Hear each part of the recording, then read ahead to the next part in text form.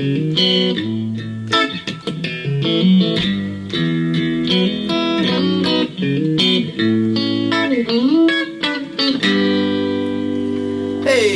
everybody, Kevin over here. I'm back at B Street Music in San Mateo, California. The reason why is because last week I did a video review of the Fender Jimi Hendrix Stratocaster, and there's some things afterwards that I thought about that I should have talked about. I could have talked about, I should have talked about, and I would have talked about had I thought of it at the time. I do all these videos in one take, by the way. And they're not scripted. I just kind of grab the axe and tell you what I think about it. So anyways, first thing I wanted to talk about that I forgot to talk about last time. This is the big one right here. The difference between, if you haven't seen the other video, go watch the other video first too, and then come back and watch this one. So the biggest difference is versus having the Fender Jimi Hendrix Stratocaster, which is kind of a hybrid right-handed, left-handed guitar, versus taking a left-handed Fender Stratocaster and flipping it upside down and doing like a mirror image of Jimi Hendrix. The biggest difference is actually the cutaway. And I didn't mention this last week. I totally forgot. If you were to play in the key of A, a lot of Hendrix songs, like Manic Depression, is in the key of A.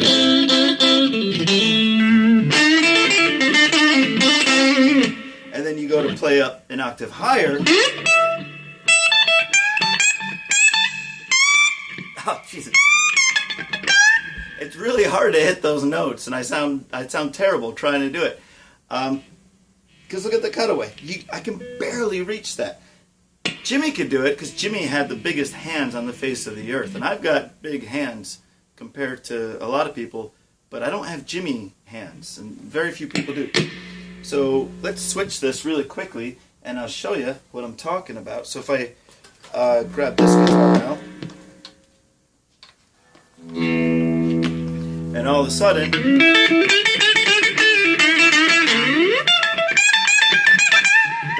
I can reach this no problem. And if you look here, there, my hand's not even touching. My hand is not even touching the cutaway right there. Whereas on that guitar, it's so much in the way, I really can't even hit those notes. That's a big plus for this guitar. Big time, big plus. Another thing I wanted to talk about really quickly, I'm going to switch back to the other one, is that if you're going to do a left-handed Strat upside down, a lot of left-handed Stratocasters, they don't come with the staggered pickups. And I talked about that in the last video. The staggered pickups, where the pole pieces are at a different height for each string. They come with non-staggered, meaning that the pole pieces are all the same height straight across, because it's probably just easier or cheaper for Fender to do that, to have pickups that will work in lefty and right-handed guitars, than to make specifically left-handed pickups. So they don't really do it.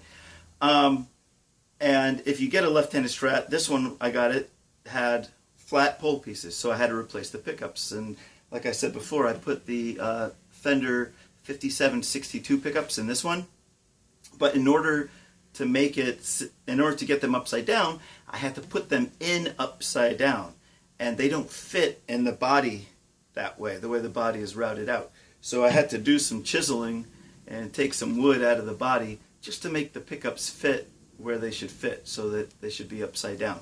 The thing about this one is that the pickups are already upside down, staggered in reverse, so that you can actually do that. You don't have to do anything. The guitar comes and you have, pickups are all taken care of in this one. This one, it was a little bit of work. I had to do some chiseling and had to get new pickups and all that stuff.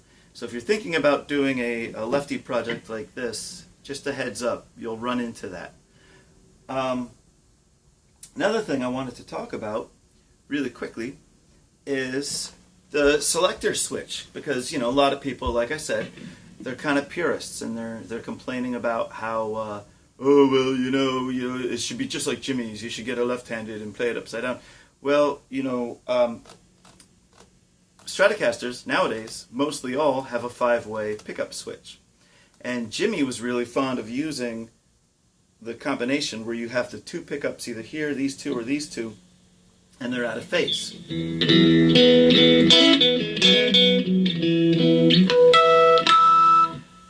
That's kind of where he would get his sound for songs like Little Wing and Bold as Love and stuff like that. Problem is, Fender did not introduce the 5-way switch until 1976. So if you really want to have a guitar that is true to what Jimmy used, then you have to do what he did, which is in the studio, he would balance the switch in between two of the three positions and then stick a piece of electrical tape on either side of it, and that tape would hold the switch in place, which meant that he couldn't do this. But, you know, again, this guitar, again, it's supposed to be the best of both worlds, so it's kind of got modern features as well as the things that are important for giving you the Jimmy tone, and it does have a 5-way switch, which is very handy for getting a lot of those Hendrix tones without having to tape the switch in place like that. So there's another little thing.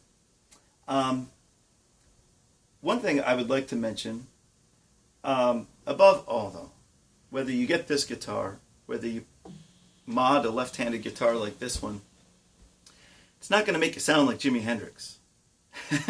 It'll help you get certain tones, and it'll help you get certain sounds that will sound familiar, but it's in the fingers, it's in the hands, and nobody has Jimmy's hands.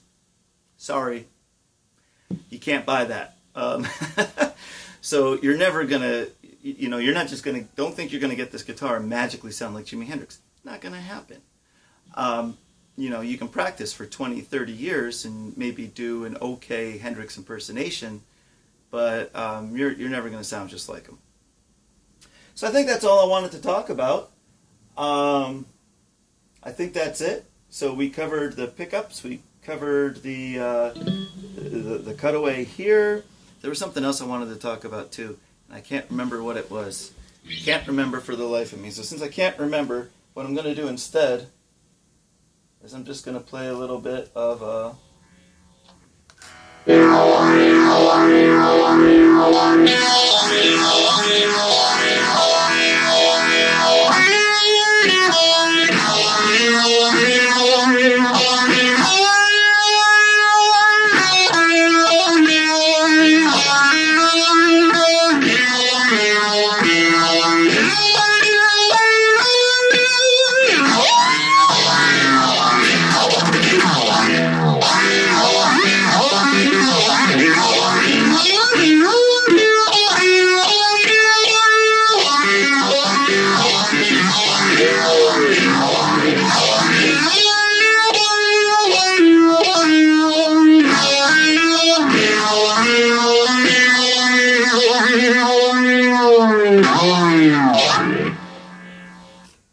Here, you want some little... I'll show you something. You want to see something? I'm out of tune. I'm out of tune now because I used the whammy bar.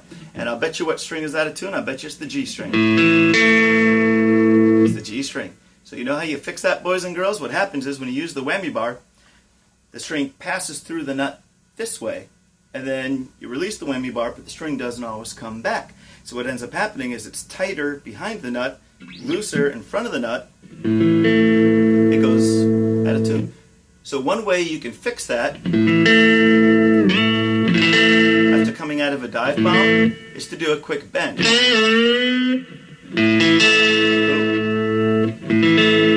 see if I can fix it. There you go. Sometimes you do a dive bomb, you come out of it, bend the G string, back in tune. You don't mess with this. Okay, all right. Well, I think that's it for today. So goodbye, boys and girls. This is a really cool guitar. If you have one of these, a couple of you had written to let me know that you have bought this guitar. Let me know what you think, because it is a cool guitar, and I'd like to hear what other people's thoughts are as well. So with that, peace.